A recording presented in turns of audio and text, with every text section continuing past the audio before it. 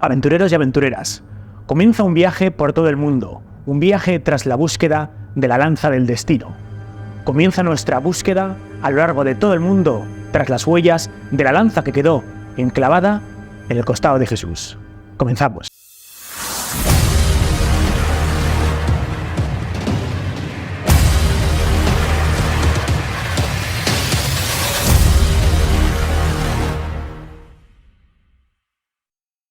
Eli, Eli, lama sabachthani. Dios mío, ¿por qué me has abandonado? Estaba implorando un salmo, estaba rezando antes de morir. En ese momento exhala su último aliento y se produce la muerte de Jesús. Nos continúa indicando Juan cómo un centurión romano que se encontraba allí, directamente con su lanza la ensarta en el costado de Jesús, en el costado izquierdo, para asegurarse de que Jesús se encontraba muerto.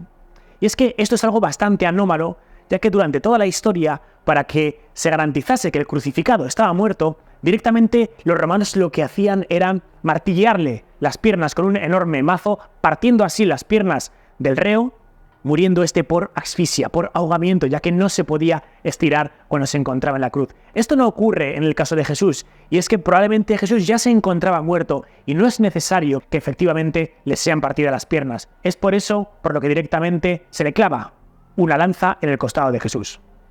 Tiempo después sería el evangelio apócrifo de Nicodemo quien va a poner nombre a este centurión romano y lo va a llamar Cayo Casio Longinos. En el momento en que se produce este ensartamiento de la lanza dentro del costado de Jesús, va a emanar abundante sangre mezclada con agua, y esta será salpicada directamente en los ojos de Cayo Casio Longinos, que al parecer estaba, si no ciego como un topo, bastante próximo a esto. El milagro ocurre aquí, y es que Cayo Casio Longinos recupera su vista, ve perfectamente, y parece ser que a partir de este momento, Cayo Casio Longinos se haría cristiano y empezaría a predicar la palabra de Jesús.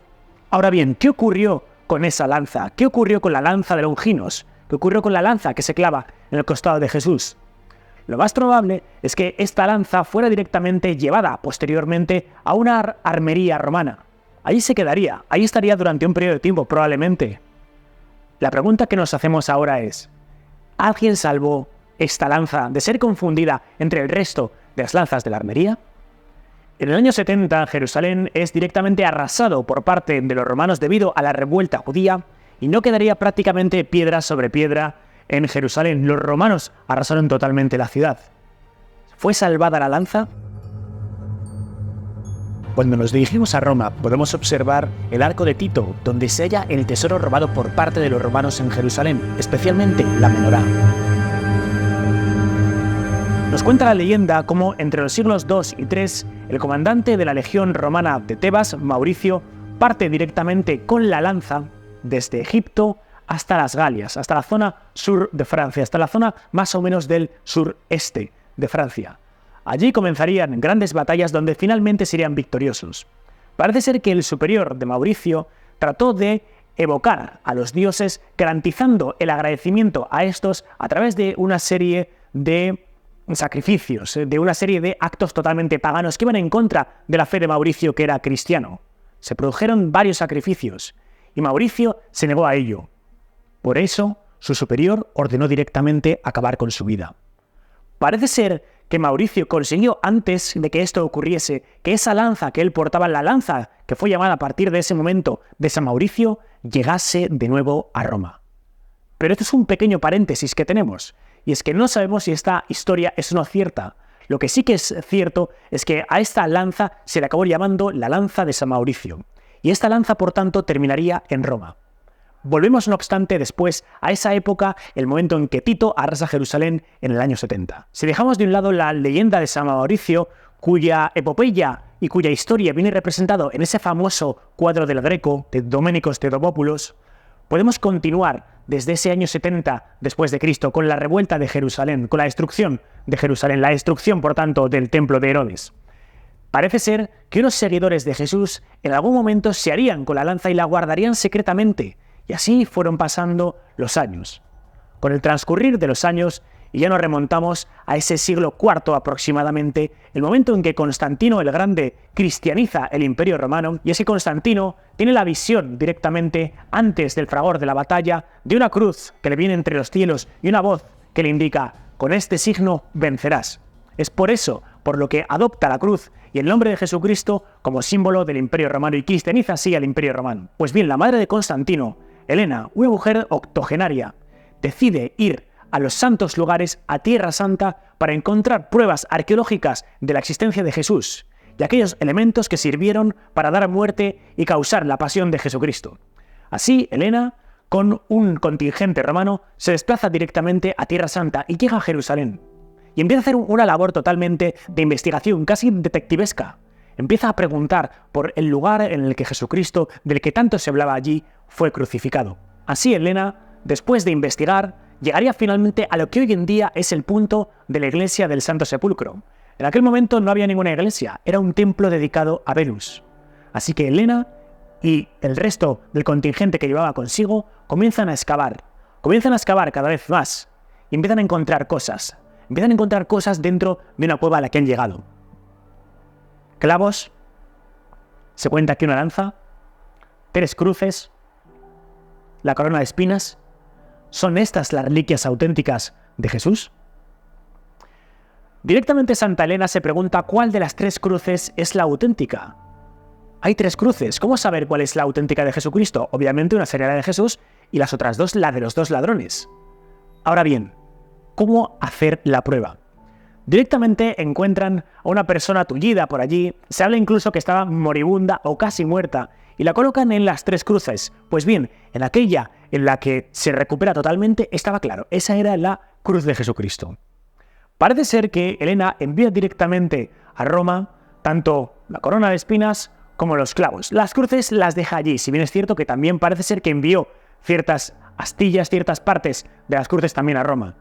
Y por alguna razón que no entendemos, y esto es algo que no encaja, la lanza que encuentra Helena, probablemente esa lanza de Cayo Casio Longinos, la mantiene en Jerusalén. Allí se queda. ¿Por qué? Nos preguntamos. Una duda que todavía asola nuestra hipótesis.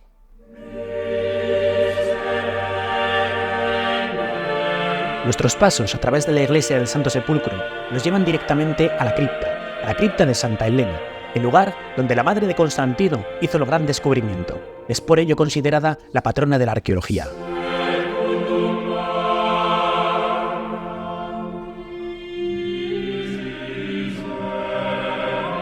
Por tanto, Constantino el Grande recibiría 2 clavos. Uno de ellos lo utilizaría para ensartarlo en una corona. El otro lo utilizaría para crear una lanza, la lanza de Constantino. Por lo tanto, tenemos en Jerusalén una lanza, y por otra parte, Constantino posee otra. Constantino fundaría la ciudad que lleva su nombre, Constantinopla, la actual Estambul. Allí se dirigiría con su lanza, y esta lanza, la lanza de Constantino, se quedaría justo allí, en Constantinopla.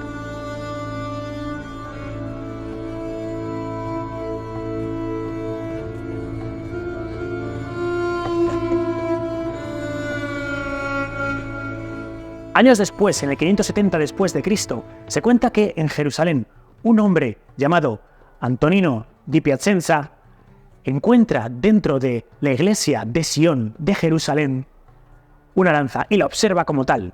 Es la primera fuente escrita que tenemos de que efectivamente hay una lanza que se venera en Jerusalén. Probablemente esa lanza que dejó a Helena, probablemente esa lanza original de Longinos.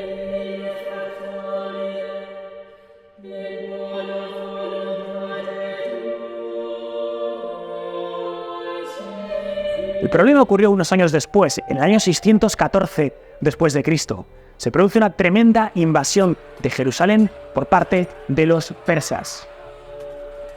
En la tratativa de salvaguardar la existencia de la lanza, esta es partida, se parte por accidente. La punta sería enviada a Constantinopla y el asta de la lanza directamente se quedaría en Jerusalén unos años. Posteriormente iría también a Constantinopla. Pero de momento tenemos el asta en Jerusalén, la punta de la lanza original de Longinos en Constantinopla y la lanza de Constantino hecha con el clavo de Jesús allí, en Constantinopla.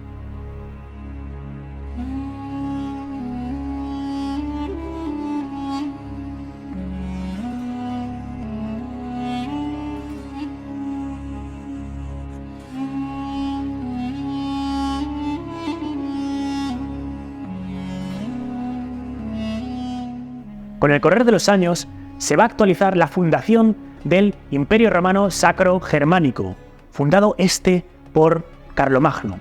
En ese año 800, Carlomagno se va a hacer con una lanza, y es que, como consecuencia del 25 aniversario de su reinado, el Papa del momento va a regalar a Carlomagno una lanza, y el Papa indica que esta lanza es la lanza del Señor, es la lanza que atravesó el costado de Jesús. Sin embargo, esta lanza, que se va a hallar en poder de Carlomagno, no es otra, parece ser, sino la lanza de Constantino, y es que el Papa indica que esa lanza igualmente era llevada por parte de Constantino, y la lanza que sabemos que Constantino tenía era la lanza que se hallaba en Constantinopla, la lanza donde se encontraba el clavo, la lanza donde el clavo había sido fundido en este. Por tanto, a Carlomagno se le hace entrega de esa lanza llamada la lanza de Constantino. Por los avatares de la historia se trasladaría, por lo tanto, desde Constantinopla hasta directamente Alemania, donde se encontraba Carlomagno.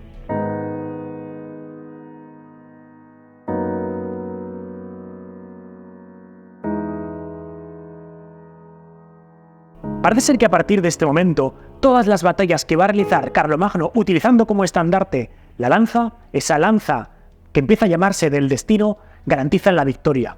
Quien poseía esa lanza tenía la victoria, ganaba todas las batallas.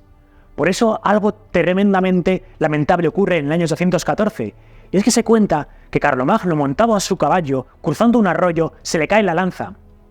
Y esto es visto como un signo totalmente de mal fario, de mal augurio. Poco después, Carlomagno moriría.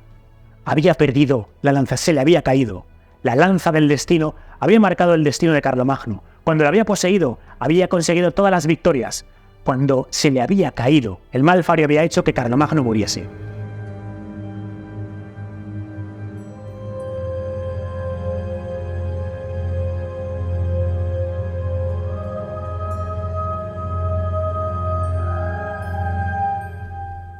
En el siglo X, la lanza formaba parte del tesoro sajón británico. Fue vendida por parte del rey, al conde italiano, y este se la regaló directamente al rey Rodolfo de Borgoña, que hizo un trato con Enrique I de Alemania, Enrique el Pajarero, fundador de la Casa de Sajonia. El pacto fue: entrégame la lanza, le indicó Enrique I, y te daré todo el cantón de Basilea, en Suiza. Y esto fue lo que ocurrió. Todo el cantón de Basilea pasó a manos del rey Rodolfo de Borgoña. El hijo de Enrique I, el Pajarero, obtuvo grandes batallas también gracias a la lanza, y es que se dice que previamente a una de las grandes batallas se encontró rezando ante la lanza y consiguió la victoria de esta forma. Un momento, amigo mío. ¿Sabías que cada vez que pulsas like, haces un comentario o compartes el vídeo, me ayudas a que el canal llegue a más personas? Gracias por tu apoyo. Desafío Viajero. Somos todos. En el siglo XI, Otón III, también emperador alemán, hizo algo que todavía no se entiende, y es que mandó recubrir gran parte de la lanza con una cubierta de plata. Y en esta cubierta de plata se indicó que esta es la lanza del Señor, que esta es la lanza de San Mauricio. Y así es llamada en ese recubrimiento de plata que tiene la lanza. Cuando hoy en día la observamos, podemos ver que ese recubrimiento de plata ya no es objeto de vista a los ojos, sino que directamente observamos como hay otro recubrimiento de oro que fue puesto sobre este recubrimiento de plata primigenio. Otros grandes líderes del Imperio Germánico, como por ejemplo Federico I Barbarroja, también poseyó la lanza del destino. Posteriormente, también esta sería poseída por Federico III, quien mandó que directamente la lanza del destino fuese llevada a Nuremberg. Allí reposaría más o menos en torno al siglo XIII hasta 500 años después. Algo ocurriría en ese momento. En el año 1340, Carlos IV ordena poner esa placa de oro que vemos que recubre gran parte de la lanza sobre la propia placa de plata. No entendemos muy bien por qué, pero añade una inscripción: lanza y clavos del Señor. Lancea et clavus Domini. La lanza y los clavos de Cristo. Y hoy en día podemos observar claramente como justo dentro de esta lanza, religada con una serie de alambres, hay lo que parece un enorme clavo. Sin embargo, se ha descubierto recientemente que no es un clavo romano, no es un clavo en sí, es más un perno, es un pasador. Y además podemos observar una serie de medallones, en concreto 3, que tiene este perno, 3 medallones con sendas cruces. Y microscópicamente Prácticamente en una de ellas podríamos observar algo que se parece a un pez. Un pez, el símbolo de los primeros cristianos. Es decir, esto podría atestiguar que al menos ese perno, que al menos ese medallón, sí que sería del siglo I, el momento en que los cristianos, para identificarse entre sí, solían dibujar peces que hacían referencia al cristianismo. Y justo al lado del pez, una I y una R. ¿Jesus Rex? ¿Quién sabe? Por lo tanto, llegados a este punto, encontramos que en Nuremberg se encuentra la lanza de Constantino, la llamada lanza del destino, la lanza del clavo. Por otra parte, si recordamos, en Constantinopla todavía se encuentra esa punta de la lanza y el asta de la lanza, la de Jerusalén, probablemente la original que quedó ensartada en el costado de Jesús. Avanzamos en el tiempo. A principios del siglo XIX, Napoleón entra en escena. Napoleón empieza a conquistar gran parte de Europa. Y en ese preciso instante hay un enorme miedo en Nuremberg a que la lanza del destino, la lanza de Constantino, sea robada por parte de las tropas de Napoleón. Por eso, la lanza va a ser enviada desde Nuremberg hasta Viena, para que en Austria se garantice la protección de la lanza. Por lo tanto, y entrados ya primeros del siglo XX, nos encontramos con que la lanza del destino, la lanza de Constantino, por lo tanto, se halla justo en Viena. Es la hora de viajar a Viena.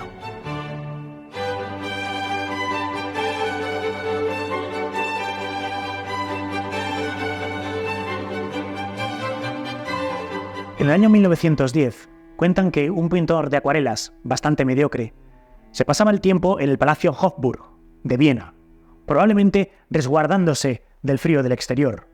Esos inviernos fríos, podemos imaginarnos a este pintor observando impacientemente y casi de manera compulsiva la lanza del destino. Ese pintor mediocre, de hecho, sabía que esa lanza había sido inspiradora de los principios fundamentales de los caballeros teutones. Habían forjado esos principios de caballería de su infancia, de sus sueños principales. Y algo empezó a germinar en la mente de este pintor. Principalmente porque fue rechazado en la Academia de Bellas Artes. Él seguía obsesionado, no obstante, con su lanza.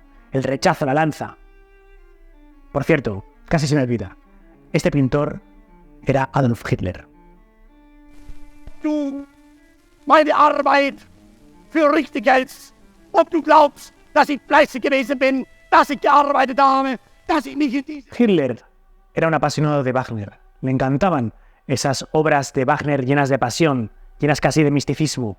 Por ejemplo, la obra del Parsifal.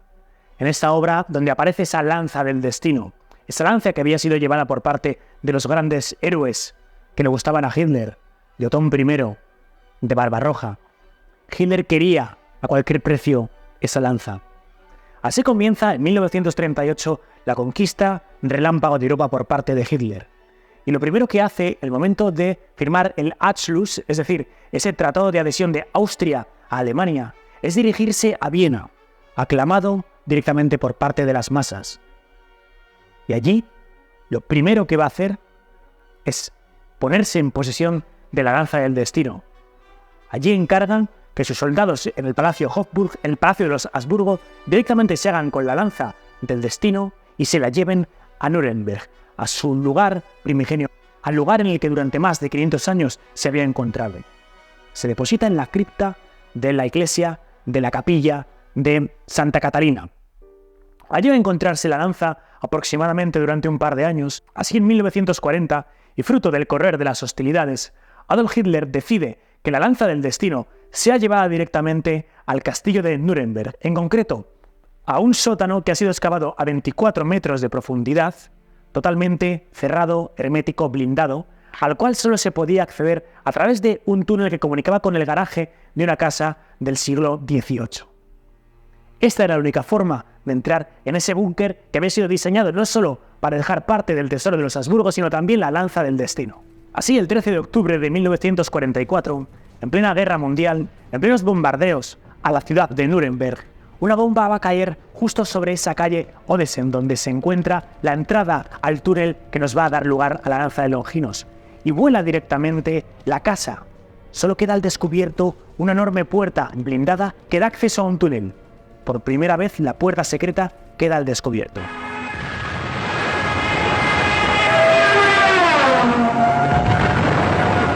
Así, el 30 de marzo de 1945, Hitler, ante el temor de que se pierda la lanza, ordena el traslado de esta y de parte del tesoro de los Habsburgo directamente desde el castillo de Nuremberg a la plaza Planier, en concreto a la escuela donde debería de ser guardada.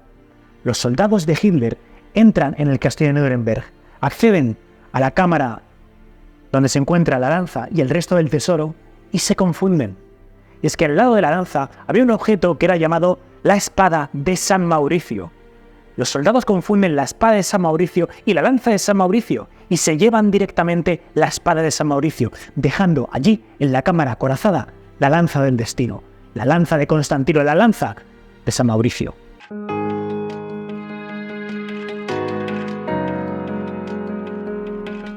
Un mes después, la ciudad de Nuremberg está rodeada por parte de los aliados. Patton, el general Patton, sabía de la importancia de la lanza del destino, ya que simbólicamente podría, quién sabe si, hacer resurgir de las cenizas a ese imperio alemán, al Tercer Reich. Por eso su obsesión del general Patton de hacerse con la lanza, de encontrarla a cualquier precio. Y en ese momento entra en escena un hombre particular, Walter Horn. Walter Horn era un alemán al servicio de los aliados que interrogaban directamente a los soldados nazis. ¿Cómo era esto posible? Walter Horn era un hombre bastante culto, se había licenciado y había hecho un doctorado en Historia del Arte, y él estuvo a punto de ser reclutado por parte de los nazis. Él no quería. Él se exilia y se va directamente a Estados Unidos, donde es reclutado para ser traductor en los interrogatorios en toda la zona de Bélgica ante los soldados nazis. Por ello, Walter Horn se encuentra con los aliados, y Walter Horn, concretamente siendo objeto de interrogatorios al resto de los soldados nazis, cuando estaba interrogando a estos soldados nazis, obtiene confesiones por cuanto esa lanza del destino había sido arrojado al río Salzburgo. Esto no había sido posible, no se lo podía creer, porque él sabía lo que era ese objeto. Y uno de los soldados le reconoce a Walter Horn que esa lanza todavía se encuentra allí, en el sótano del castillo de Nuremberg. Walter Horn emitiría un informe que sería directamente emitido a Patton, y el general Patton va a poner al mando a Walter Horn de la compañía C, que va a ser la que va a entrar directamente en Nuremberg, el 20 de abril de 1945, para que no solo entren en la ciudad, sino que accedan al castillo de Nuremberg y se hagan con la lanza del destino. En un primer momento, cuando llegan a la puerta donde se encuentra el túnel, que está todo totalmente tapado por escombros, no sin demasiadas facilidades consiguen hacerse entrar, consiguen desbloquear la puerta blindada y acceden a la cámara donde se encuentra el tesoro. La lanza estaba sobre un altar robado de la Catedral de Cracovia, bajo un lecho de tela roja, y Walter Horn directamente se acerca a la lanza, la coge entre sus manos, y algo está ocurriendo en ese momento. La lanza del destino cambia de manos. La lanza del destino, que había sido objeto de posesión por parte de Hitler, actualmente se encuentra en manos de Walter Horn, en manos de los americanos. Se dice, probablemente esto es una leyenda urbana, que ese mismo día Hitler se acabaría ensartando un tiro en la sien y acabaría muriendo. Probablemente son leyendas urbanas. Ahora bien, lo que no es leyenda es que prácticamente coincide la derrota del régimen nazi con la victoria de los aliados, justo cuando la lanza cambia de manos. Patton se hallaba totalmente obsesionado con la lanza y obliga a Walter Horn a que la lanza sea llevada directamente a Estados Unidos, y esto es lo que sucede. La lanza llega a Estados Unidos. Se va a encontrar durante un periodo de tiempo allí, y es que Patton no quería deshacerse de ella. Sabía que era un objeto de poder y no quería que ésta fuese devuelta a Alemania o, en su caso, a Austria. Austria, y especialmente Viena, se encontraban reclamando la posesión de la lanza del destino. Decían que esa lanza era suya, que debía de ser devuelta. Y al principio Patton no quería. De hecho, tuvo que intervenir el propio Eisenhower para mediar y que se garantizase que la lanza del destino fuese devuelta de nuevo a Austria y colocada en el Palacio de los Habsburgo, en el tesoro.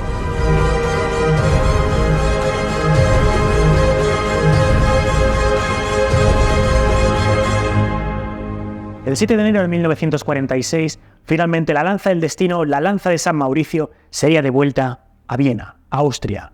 De allí se encuentra hasta hoy, allí podemos visitarla. Por lo tanto, nos encontramos con que en Viena se halla la lanza de Constantino, esa lanza del clavo de Jesús, la también llamada lanza de San Mauricio. No sabemos si San Mauricio hizo de alguna forma que llegase a Roma esa lanza que él se llevaría, y de alguna manera esa sería la famosísima lanza de Jesús, la que después sería la lanza de Constantino. Probablemente simplemente sea una leyenda, pero a pesar de ello se le siga llamando la lanza de San Mauricio.